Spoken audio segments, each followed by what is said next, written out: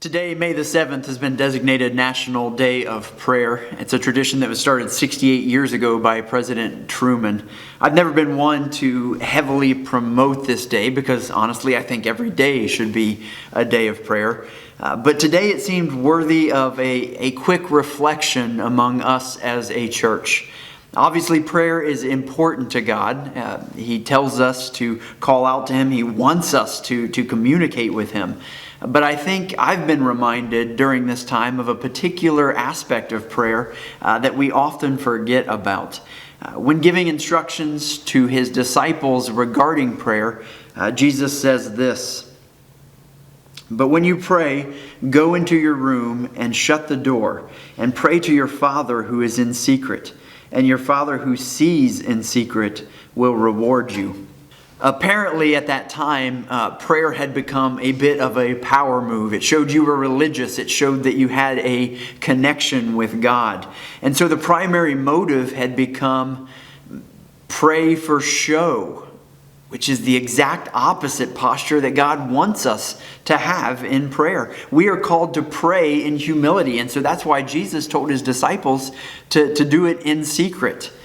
We can even see that in the Old Testament in a time of corporate prayer. In the dedication of the temple, after Solomon had built it, they're having this ceremony. God says this in response in 2 Chronicles 7:14.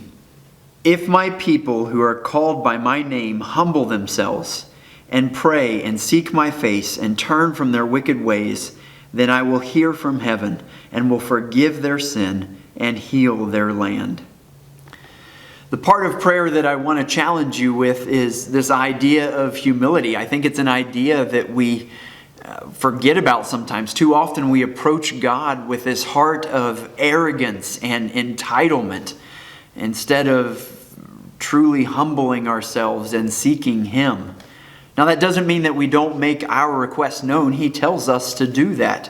It just means that we recognize that He is God and we are not. That He's in control and we are not. That's the part I've had trouble learning over the last couple of months.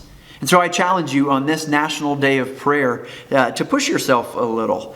If you typically pray for a minute or two a day, challenge yourself to do 15 to 30 minutes alone with God. If you're used to that amount of time, then push yourself to spending an hour with God.